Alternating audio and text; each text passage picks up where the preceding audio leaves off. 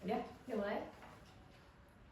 Halo Sobat Sehat, salam sehat. Selamat datang kembali di Duhi Bersuara. Dari diskusi menuju solusi bersama. Kali ini bareng aku Cici dan tentunya aku gak sendirian karena aku bakal ditemani oleh sosok remaja yang super semangat dalam mengedukasi para remaja. Langsung aja kita sambut Duta Genre Kabupaten Kebumen. Oke, silakan.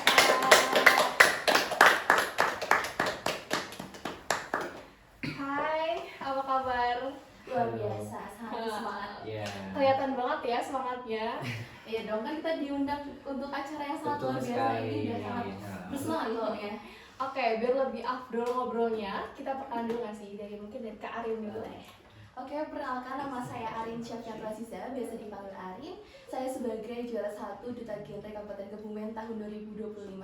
Saat ini saya berstatus sebagai mahasiswa Universitas 11 Maret, program studi Ilmu Administrasi Negara PSDKU Kebumen. Luar biasa. Hai Kak Arin. Oke, lanjut.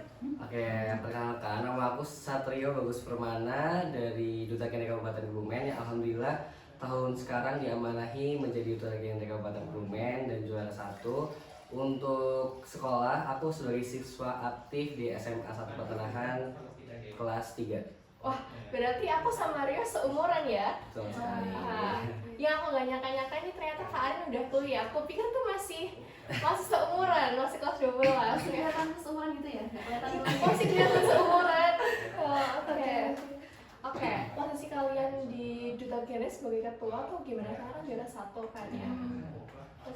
Mungkin kalau dari Duta Genre itu, kalau di divisi itu yang juara 1 itu sebagai ketua dan wakilnya ya. Iya. Kalau di Duta Genre itu beda, jadi kita ada forumnya sendiri, jadi namanya itu Forum Genre Kebumen. Dan kalau aku sebagai wakabid, wakil kepala bidang PSDM. Kalau Kak Arin? Aku sebagai bendahara 2. Bendahara, berarti suka megangin duit ya? Iya, ngurusin keuangan gitu. Seru sih, Seru. Oke, aku juga suka soalnya sama duit. Soalnya gak suka duit. Oke. Aku mau nanya deh, kalian berdua tuh sebenarnya kayak kepikiran gak sih kalau bakalan sampai di titik ini jadi Duta Genre gitu? Kepikiran nggak? Kalau dari aku sendiri enggak sih. Jadi aku itu waktu daftar menjadi Duta Genre itu sempat ke cancel sama dari Kecamatan Petanahan. Jadi waktu itu yang maju adalah si temanku dari kelas 11 yang mungkin kemarin daftar live juga. Oh, baru bisa jadi Duta Genre sekarang berarti ya? Boleh nggak sih motivasi apa yang buat Rio semangat untuk bisa jadi Duta Genre? Oke, kalau dari aku sendiri karena gimana ya, aku waktu itu lihat pemilihan di Duta HIV juga, lihat Agung dan lainnya kan. Seru ya Agung ya? Oke. Terus juga, wah dia bisa nih, aku harus bisa juga gitu. Motivasi yang keren ya? Iya, jadi aku pengen juga sama kayak dia gitu kan. Waktu itu aku lagi cari-cari duta apa sih yang masih buka pendaftaran gitu kan. Waktu itu aku Duta Anti Narkoba nih coba kan. Habis itu aku telepon sama temanku yang ikut, ternyata itu udah di tahap seleksi, jadinya wah berarti nggak bisa. Telat ya. Terus waktu itu aku lagi bantuin sekolah ngurusin PPDB. Nah di situ ngepasin sama pembina PLKB Kecamatan Petanahan, itu datang ke sekolahan dan ngobrol tentang siapa besok yang mau maju ke tingkat kabupaten gitu kan, mewakili Kecamatan Petanahan. Nah aku denger kan, habis itu aku ada rasa kepengen nih. Habis itu aku tanya ke PLKB-nya, Bu, semisal kalau aku mau daftar gimana gitu? Yaudah ikut aja nggak apa-apa, nanti jadi Kecamatan Petanahan mewakilkan 2 pasang seperti itu kan. Wow, keren. Tapi Tapi ada tapinya nih. kenapa nih? Jadi dari Kabupaten Kebumen itu hanya memperbolehkan setiap kecamatan itu mengirimkan 1 pasang, hanya 1 pasang. Jadi waktu itu aku sempat cancel kan karena memang yang sudah ditunjuk itu temanku itu. Habis itu ya udah nggak apa-apa lah. Namun di hari kemudian aku DWA lagi sama pembina bahwa pembina itu mengadakan seleksi tingkat kecamatan. Diseleksi gitu ya? Diseleksi biar lebih fair gitu. Oh iya sih benar. Habis itu aku disuruh ikut seleksinya, dan alhamdulillah lolos di tingkat kecamatan dan mewakilkan Kecamatan Petanahan untuk maju ke tingkat kabupaten. Wah, keren guys. Wah, jadi emang gitu ya, kalau misalkan ada dua nih harus dipilih sama pembinanya, kan rasanya kayak sebenarnya kurang fair ya. Iya. Lebih fair kalau misalkan ada Ada seleksinya. Keren banget. Kalau Kak Ani sendiri gimana nih? Kalau basicnya ya, motivasi gue ikut duta genre adalah ini ya, sebenarnya SD itu kayak ikut dokter kecil gitu kan. Aku punya cita-cita di dokter, cuman setelah aku menjalani kehidupan aku lebih suka IPS gitu ya, SMP IPS, terus ternyata aku lanjut SMK akuntansi. Kayaknya aku nggak mungkin jadi dokter karena udah jauh gitu loh, udah nggak arahnya gitu kan, karena aku udah beda minat lagi. Terus aku juga sempat kepikiran jadi guru, dan kayak prinsip hidup aku adalah kayak untuk membantu atau menolong itu nggak harus jadi dokter, dan untuk membagi ilmu itu nggak harus jadi guru, ya kan? Iya betul Bisa banget. lewat jadi duta juga bisa kan, karena kita juga bisa membantu teman-teman kita yang dalam masalah kesehatan mental dan lain sebagainya, sebagai teman curhat, dan juga kita bisa berbagi ilmu dengan lewat berbagai media secara langsung maupun tidak langsung. Dan cerita di balik perjalanan menuju ke duta genre Kabupaten Kebumen, awalnya aku itu udah ikut di tahun 2022 lulus SMP. Nah, ya di situ tingkat kecamatan dulu nih, tapi di situ baru dapat harapan 1. Nah, Tapi itu lumayan loh, kayak baru lulus SMP gitu udah Iya, desain ini. sebenarnya waktu itu belum cukup umur, tapi kayak ya udah dari desa mewakili, karena di kecamatan Andini itu ada seleksi antar desa dulu di kecamatan. Oh gitu, nggak bisa langsung itu ya, harus melewati seleksi dulu. Iya, jadi itu kayak ada perwakilan desa mengirimkan satu pasang, habis itu diseleksi, ada sama kayak ada pertanyaan di depan gitu, di panggung kita pakai dress code gitu juga ada. Dan di situ alhamdulillah dapat harapan 1, kan kayak apa ya, aku pengen coba lagi nih, bisa gak sih gitu kan. Berarti motivasinya besar banget, keinginan untuk bisa jadi seorang yang bisa mengedukasi banyak orang, membantu banyak orang lewat media sosial juga tinggi berarti ya. Ya betul, karena apa ya, Kak, aku merasa hidup akan lebih bermakna kalau kita berguna. Wih, kata-kata hari ini guys. Oke, dan setelah itu, setelah harapan 1 tahun 2023, aku sibuk di SMK, 2024 juga masih sibuk di kegiatan lain, organisasi lain, dan akhirnya 2025 ini aku mencoba memberanikan diri, kayak aku mau coba lagi deh, barangkali bisa gitu kan. Dan alhamdulillah Adimio itu kan bikin setiap tahunnya itu ada seleksi antar desa gitu kan. Aku nyoba bisa mewakili kecamatan dan lanjut ke kabupaten, dan alhamdulillah mendapatkan juara 1. Wah, Gitu. keren. Oke, kalau ngomong-ngomong soal duta genre itu kan singkatan kepanjangan dari duta Generasi berencana. Nah, maksud dari itu apa sih? Jadi kalau duta generasi berencana adalah generasi berencana sendiri itu adalah sosok yang bisa merencanakan masa depannya dengan baik, itu entah itu karir, pendidikan, dan lain sebagainya. Jadi diharapkan dari generasi tersebut sudah bisa menata atau merencanakan kehidupan dengan baik. Jadi dalam mengambil keputusan dan juga jalan yang akan diambil untuk selanjutnya di atasan itu sudah terencana. Keren banget ya Allah, aku bersanding dengan sosok-sosok hebat ya Allah, aku merasa terhormat ini jadinya. Cici juga hebat banget ini. Terima kasih semua. Oke. Kalau menurut dari POV Rio sendiri nih ya, peran duta genre untuk Kabupaten Kebumen, terutama untuk kalangan remaja itu apa?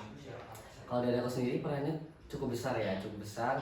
Kita juga berperan aktif dalam membantu teman-teman kita remaja-remaja yang ada di Kabupaten Kebumen untuk ikut merencanakan. Jadi bukan hanya kita sebagai duta, tapi kita juga hadir untuk membawa keterdampakan bagi remaja-remaja yang lainnya.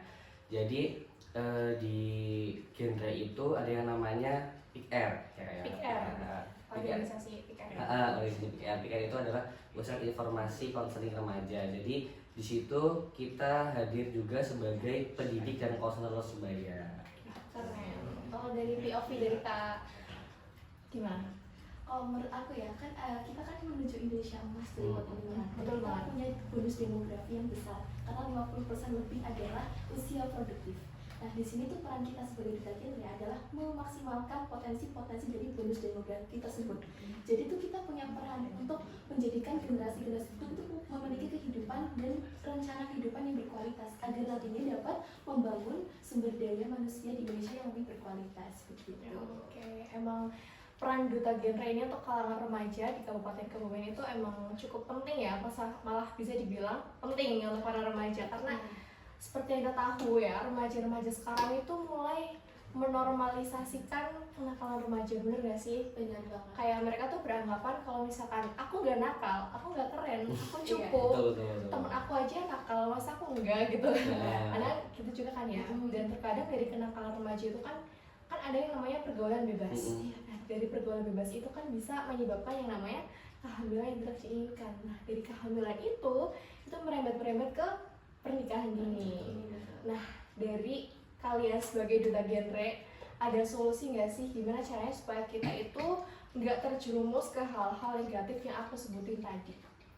Oke, kita lihat dulu bagaimana penyebab dari si kenakalan remaja ini. Pertama adalah faktor internal dan eksternal. Kalau kita lihat ya, faktor lingkungan itu sangat mempengaruhi ya.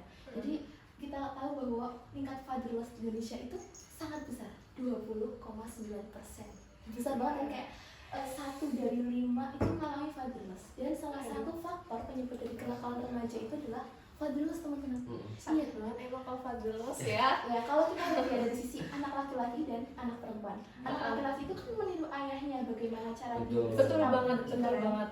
Nah, kalau sosok ayah ini tidak mencerminkan bagaimana peran ayah yang sesungguhnya, itu pasti dia kehilangan arah, kayak aku harus jadi sosok laki-laki yang bagaimana sebenarnya kan. Bener banget. Nah, kalau sosok anak perempuan ini itu lebih ke anak perempuan cinta pertamanya adalah ayah. Nah, itu. Jadi buat anak perempuan yang dapat peran ayah, dapat sosok ayah yang benar-benar hadir itu nggak bakal cari perhatian ataupun validasi dari orang lain. Jadi kan dia udah dapat cinta pertamanya. Sedangkan kalau fatherless ini bisa memicu anak perempuan mencari perhatian lain. Nah, bisa jadi kan jadi kayak pergaulan bebas, dia cari melakukan seks bebas karena dia nggak dapat perhatian dari sosok ayah. Bener banget. Kadang tuh teman-teman aku, maaf nggak menyinggung, yang kurang kasih sayang dari orang tuanya atau ayah terutama itu terkadang memang lebih cenderung kayak dia tuh pengen nyari cowok yang emang dia tuh bisa ngasih dia perhatian lebih ya, menggantikan sosok ayahnya gitu. Jadi dari kejadian itu mengarah ke hal-hal yang enggak baik. Ya, itu salah satu faktor penyebab dari kenakalan remaja itu sendiri. Dan selain itu banyak juga karena faktor lingkungan pertemanan ya. Kayak kita tuh temannya ada yang ikut kayak gini karena lingkungannya tuh gak mendukung buat kita berkembang, tapi justru mengalami penurunan. Betul banget, karena lingkungan itu sangat penting. Karena kalau misalnya lingkungan kita nggak baik, toksik, itu pasti kita ada rasa keinginan kayak oh dia lakuin ini nggak apa-apa ya karena dampaknya belum kelihatan, dan akhirnya dia juga ikut-ikutan gitu. Dan bagaimana solusinya? Kalau menurut aku solusinya adalah kita membangun suatu generasi yang bisa lah Indonesia ini mengurangi tingkat-tingkat fatherless gitu. Jadi hal itu pasti akan berpengaruh. Kayak misalkan contohnya kita belajar mengedukasi bagaimana jadi sosok ayah di masa depan yang bisa menjadi sosok suami dan sosok ayah bagi anak-anaknya, begitu kan? Betul banget. Mengurangi angka-angka fatherless itu. Dan selain itu kita juga perlu mengedukasi bagaimana pentingnya atau bahayanya yang namanya kenakalan remaja. Karena di Indonesia kita udah lihat ya kalau udah dinormalisasikan. Iya, normal banget. Kayak gimana ya, kayak kita mabok-mabokan aja malah mereka tuh nggak malu, kayak malah kan di foto nih aku lagi megang apa nih kawan-kawan apa di foto di upload di story IG gitu. Keren gitu ya. Keren, kayak aku lah keren, aku mabok-mabokan, aku bisa lakukan ini itu gitu. Malah mereka tuh bangga ya. Sebenarnya aku tuh rada greget, aneh juga kayak kenapa sih kamu tuh salah kok malah bangga gitu. Kalau dari Rio sendiri ada solusi nggak sih buat anak-anak yang kayak gitu, cara menghadapinya gimana? Kalau dari aku sendiri memang faktor lingkungan juga itu ya, faktor lingkungan, karena lingkungan pertemanan itu sangat mempengaruhi ketika kita dalam berkegiatan atau dalam kita berbuat. Soalnya memang remaja itu sukanya ngobrol sama teman-teman, jadi memang dari kebanyakan remaja itu agak gimana ya, agak rikuh mungkin ya bicara sama orang tuanya tentang mau cerita kayak malu. Ya, jadi larinya ke teman-teman kan. Makanya kalau misalnya kita lari ke teman-teman yang salah, kita ikut salah gitu. Jadi memang faktor lingkungan sangat penting untuk membuat kita itu lebih baik lagi seperti itu. Betul. Dan kadang tuh kalau misalkan kita kan remaja-remaja yang masih bimbang, suka kayak pengen nyoba inilah, gimana sih rasanya gitu kan, betul kan? Kadang pengen nyoba ini, pengen nyoba itu, tapi mereka tuh nggak berpikir dampaknya. Tadi kan sekarang era media sosial ya, kayak apa-apa diposting gitu kan. Betul. Kayaknya ini loh, kamu tau nggak trans yang banyak bilang living together? Iya betul Mbak. Aduh, Gimana ini tuh? bisa jadi bibit-bibit kenakalan remaja kan? Kayak Iya, bener tuh banget. itu rasanya kayak gimana sih? Kayak seru deh sama pacar tinggal berdua gitu. Mm-mm. Padahal itu kan jelas-jelas bukan hal yang baik kan, ya kan? Iya, dan itu pun udah dinormalisasikan. Mereka tuh bilang kayak yaudah sih itu hubungan mereka ngapain kita Jadi ikut-ikut. itu Ya benar sih, ngapain kita ikut-ikut, cuma kan kita juga berpikir lah ya, orang hidup satu rumah gitu, hidup bareng, mereka belum punya status, ya ngapain lagi dong? Iya. Ya kan, pasti kita berpikirnya nggak enak-enak, nggak tahu itu ngapain. Dan mungkin di era media sosial yang sekarang itu sangat gencar, tadi ada dampak negatifnya adalah pengaruh-pengaruh negatif itu kita juga menyebarkan melihat dampak positifnya itu kita bisa menyebarkan informasi dan edukasi terkait tentang anak-anak remaja biar tersampaikan lebih luas lagi lewat media sosial. Dan aku tuh udah lihat Instagramnya Kak Arin dan Rio, itu mereka tuh aktif banget bikin konten edukasi guys, sumpah keren banget, apalagi editannya, aduh aku suka. Aduh, terima kasih. Iya, Harapannya kalian bisa lebih aktif lagi Iya, ya bikin betul. konten-konten kayak gitu. Oke, aku doain ya, semoga aku juga bisa ya guys, makanya mereka bisa. doain guys, doain semoga aku bisa kayak Kak Arin dan Rio. Oke. Tadi kan kita udah membicarakan soal menormalisasikan itu tadi living together, kenakalan remaja, pergaulan bebas, dan pastinya angka pernikahan dini di Kabupaten Kebumen itu cukup tinggi ya. Iya betul. Bisa dijelasin nggak sih Kak seberapa tingginya gitu dan faktornya tuh kebanyakan apa? Oke, kalau lihat dari data ya, aku sempat cari-cari nih sebenarnya di tahun 2025 ini berapa? Ternyata 100.000 pernikahan di Kabupaten Kebumen. Ini belum sampai Desember ya. Kita harap sih nggak naik ya. Iya. Jangan lagi deh, udah cukup di Aduh. situ aja, jangan nambah gitu kan. Ya Allah, banyak banget. Kayak 112 deh kalau nggak salah, pas kemarin aku cari-cari ya Bun ya, 112. Itu mereka tuh sebenarnya kebanyakan tuh faktornya kenapa? Karena lingkungan, kehamilan di luar nikah, atau karena ekonomi tuh gimana? Ya, kalau dari aku mungkin karena faktor lingkungan juga itu mempengaruhi, dan juga remaja seperti kita yang ketahui kan, remaja itu rasa keingintahuannya kan tinggi ya. Nah iya betul Nah, banget, itu yang jadi coba-coba. jadi remaja itu kayaknya semisal kalau aku coba ini gimana ya gitu kan, dan mereka tidak memikirkan dampak kedepannya itu gimana seperti itu. Nah, dari pernikahan dini itu nanti akan menyebabkan putusnya sekolah yang ada di Kabupaten Kebumen Betul. gitu. Jadi kalau semisal remaja nih udah melakukan pernikahan dini, apalagi melakukan pernikahan dini itu ketika mereka sudah melakukan kehamilan di luar nikah gitu kan. Jadi itu mungkin mereka kalau semisal mau sekolah malu ketemu teman-temannya gitu Iya kan. pasti lah, terus juga mentalnya pasti kan kurang kuat lah ya. Apalagi yang kita tahu kan ya, selain nakal-nakal tuh mereka di sekolah tuh kalau misalkan ada sesuatu yang hot news gitu, pasti mereka akan heboh langsung ceng-cengin gitu. Pasti mentalnya bakal kena juga sih. Makanya itu akan berdampak kepada putusnya sekolah, dan juga akan meningkatkan kasus perceraian yang tinggi juga, karena seperti yang kita ketahui pula, remaja itu sikap atau sifatnya itu masih belum stabil emosinya ya. Iya masih. Jadi Dikit-dikit emosi, karena aku juga gitu. tentang terjadinya KDRT seperti itu. Oh iya, KDRT. Kalau ngomongin soal KDRT, ada sedih banget ya rasanya. Iya. Kayak anak yang harusnya masih sekolah, tapi karena kehamilan di luar nikah itu, ya harus nikah. Dan akhirnya karena ya emosinya masih labil ya, lainnya kena KDRT, itu kan rasanya, aduh gimana Iya, ya, jadi kasihan banget, harusnya dia masih di sekolah. Kayak lihat teman-teman yang lainnya pada sekolah, kita udah memikirkan nanti mau makan apa, terus memikirkan biaya hidupnya gimana, beli susu buat anak gimana gitu kan.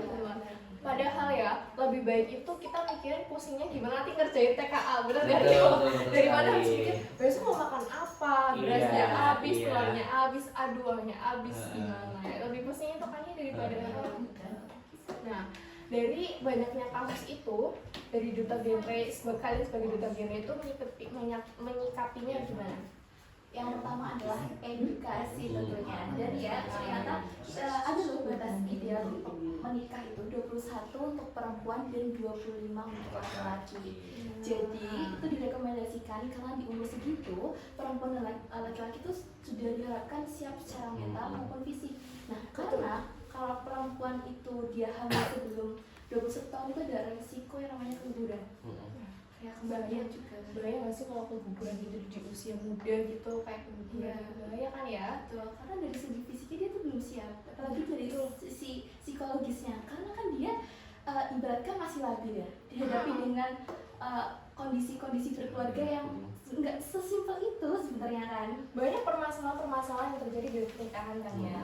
Dia masih muda, mikirnya juga masih, dia tuh dia masih mikir besok tugas aku udah selesai belum, harus Iya, ini betul, gimana betul. gitu kan. Tapi malah mikirnya udah, aduh anak aku gimana ya, aduh gimana, pusing kan jadinya.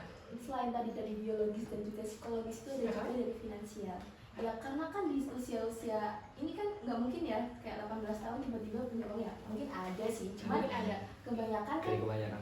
kerja dulu gitu, punya tabungan, punya persiapan finansial untuk berkeluarga, karena kebutuhan berkeluarga itu nggak sedikit kan. Iya, kerja setahun 2 tahun itu pun kalau emang kerjanya yang ya standar-standar itu ngumpulnya kan lumayan lama juga kan Iya, ya kak, betul betul. kan. Nah kalau misalkan itu yang masih sekolah udah nikah punya anak ngomong anak, Itu nah itu kan cari uangnya gimana gitu, berarti kan sama aja kayak kita masih dibiayain oleh orang tua, Betul. malah kita udah ada anak, lah anak itu mau dibiayain sama siapa, orang tua juga ya, susah orang tua dong.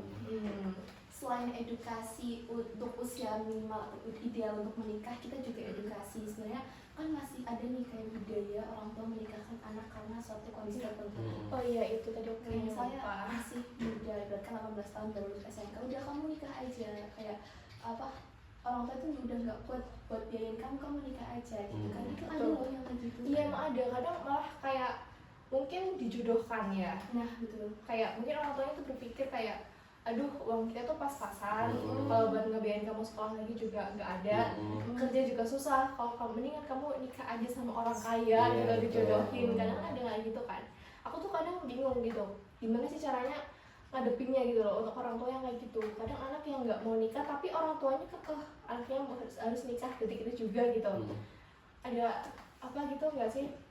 Kalau dari aku mungkin ya, kita harus selalu hadir untuk teman-teman yang seperti itu, karena memang dari mungkin faktor ekonomi kan, karena faktor ekonomi itu sekarang kan juga sekolah kalau misal dari negeri kan gratis gitu kan, kita bisa memanfaatkan program-program yang ada di pemerintahan. Terus juga untuk kuliah, kayaknya kalau kuliah itu lumayan banyak beasiswa ya kak ya. Iya, sekarang banyak loh. Asalkan kita mau nyari Iya, aja tuh banyak. Makanya itu mungkin itu terjadi karena kurangnya edukasi yang kita berikan untuk remaja-remaja yang memang faktor ekonominya itu rendah seperti itu. Ya sih memang kalau misalkan kita udah berbicara soal ekonomi sedikit sulit untuk ikut membantu karena kita juga masih pelajar ya. Iya.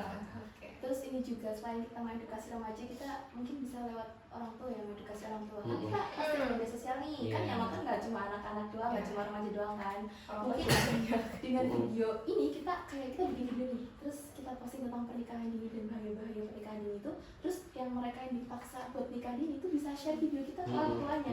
Kayak ini loh, kalau aku nikah dini tuh kayak gini loh, nanti dampak-dampaknya kayak gini. Jadi bisa buat bahan negosiasi. Iya nggak? betul banget, aku setuju banget karena kalau bahas soal pernikahan dini yang perlu diedukasi bukan cuma anaknya tapi orang tuanya juga, karena orang tuanya juga biasanya itulah yang menyebabkan pernikahan dini Betul karena sekali. ekonomi. Oke. Karena kan aku udah lihat media sosial kalian ya, kalian itu buat kontennya rajin. Ada strategi nggak sih supaya kita itu bisa lebih aktif lagi di media sosial? Gimana strategi apa yang bisa kalian lakukan untuk menyuarakan aspirasi-aspirasi yang seperti tadi untuk mengurangi angka pernikahan dini? Oke, kalau dari aku sendiri adanya rasa tanggung jawab kita yang sudah diamanahi sebagai role model untuk teman-teman yang ada di Kabupaten Kebumen. Jadi kita harus gimana ya? Kita udah dikasih amanah, kalau misalnya kita nggak menjalankan, rasanya berdosa gitu ya. Berarti tanggung jawabnya tinggi nih. Oke, contoh yang baik. Betul. Jadi kayak kalau dari aku itu dari diri kita sendiri, gimana kita menanggapi untuk bisa berdampak bagi remaja-remaja yang lainnya gitu. Jadi aku tuh nggak mau maju sendirian, aku harus mengajak teman-teman yang lainnya juga ikut maju biar bisa merencanakan kehidupan yang berkualitas seperti itu. Kalau dari Kak Ari? Jadi aku pakai satu aplikasi, ini nggak disponsorin ya. Tapi recommended karena dia itu simple dan juga bisa mengatur jadwal kita dengan berbagai pilihan opsi-opsi dalam penjadwalan kegiatan. Kayak misalkan kita nih mau bikin video, kita jadwal kayak sebulan sekali, sebulan 2 kali atau seminggu sekali, itu kita bisa pakai aplikasi namanya Notion. Kita bisa Notion. Ini dicari ya, Notion. Jadi kita bisa jadwalin nih kira-kira kapan kita konsep videonya, tag videonya sama edit videonya itu kapan.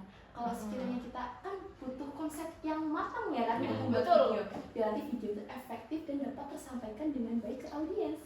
Betul Ya. nggak cuma konten aja. Betul, editan juga kita pikirin gimana caranya kita bisa Biar menarik gitu ya. menarik ya, bisa kita sangkutin sama tren-tren yang lagi Iya, yang Terus ini sekarang. gitu. Hot-hotnya gitu ya. Jadi tapi dalam tanda kutip harus positif ya. Iya betul. Iya. Jangan lagi udah nggak positif dibuat konten malah jadi lebih baik. Iya, betul. Itu sih ada rekomendasi satu aplikasi yang menurut aku sangat berguna selain buat ngatur jadwal video juga buat ngatur jadwal keseharian kita sekolah ataupun kuliah. Notion. Catat ya guys, Notion. Oke, kan tadi kita udah bahas soal dampak-dampaknya, penyebab-penyebabnya, dan solusi-solusinya. Kira-kira dari kalian ada harapan nggak sih untuk para remaja Kabupaten Kebumen dalam mewujudkan Kebumen berdaya? Oke, harapannya ya kan kita benar-benar sudah di titik bonus demografi yang tinggi. Kebumen berdaya itu harapan kita biar nantinya Kebumen itu bisa lebih maju ya. Karena ya mungkin sekarang alhamdulillah kita udah nggak kabupaten termiskin. Alhamdulillah ada Kemajuan. peningkatan. Betul. Dan harapannya kita bisa lepas dari daftar nama kabupaten termiskin, yaitu salah satunya dengan mewujudkan Kebumen yang berdaya. Dan nantinya kita itu punya kualitas sumber daya dan ekonomi yang sudah lebih unggul gitu ya. Salah satunya adalah sumber daya manusia yang diwujudkan lewat misal kita di Genta ya. Nah salah satunya adalah edukasi kepada remaja-remaja melalui media sosial itu salah satunya. Tapi ya teman-teman, sebenarnya media sosial memang dampaknya lebih luas. Tapi sebenarnya kita itu bisa lewat lingkungan yang lebih kecil dulu nih. Kayak misalkan kita punya teman. Nah teman adalah orang-orang terdekat kita kan. Betul. Nah kita bisa nih kalau misalnya lagi ngobrolin tentang sekolah atau kuliah, kita bisa nyampein sedikit-sedikit edukasi entah itu tentang IFS juga bisa ya. Iya gitu bisa. Pernikahan dini, terus perencanaan keluarga dan perencanaan masa depan dan karir itu juga bisa. Karena nggak harus melalui aksi langsung duar besar itu enggak kan. Iya. Bisa lewat aksi yang Kecil. Mulailah dari segala sesuatu yang kecil dulu. Oke, dari Rio harapannya. Kalau dari aku untuk remaja-remaja di Kabupaten Kebumen sebagai generasi muda itu kita harus yang namanya merencanakan kehidupan yang lebih matang gitu ya. Karena kalau kehidupan nggak direncanakan itu mungkin kalau dari aku cukup beresiko ya, Ya, gitu. betul. Jadi sebagai remaja-remaja kita harus memanfaatkan peran kita untuk berdampak di Kabupaten Kebumen gitu. Oke guys. Jadi luar biasa sekali pembahasan kita hari ini ya. Semoga apa yang sudah kita bahas, bahas-bahas ini bisa bermanfaat untuk teman-teman dan teman-teman yang masih suka nyoba-nyoba hal-hal negatif bisa dipikir-pikir lagi Iya. untuk masa Betul depan banget. teman-teman yang lebih cerah. Oke. Mungkin itu dulu pembahasan kita hari ini. Jangan lupa untuk like, comment, share, and subscribe channel Duta HVS Kabupaten Kebumen dan juga jangan lupa untuk tekan loncengnya supaya teman-teman tidak ketinggalan video-video menarik kita berikutnya. Sampai jumpa.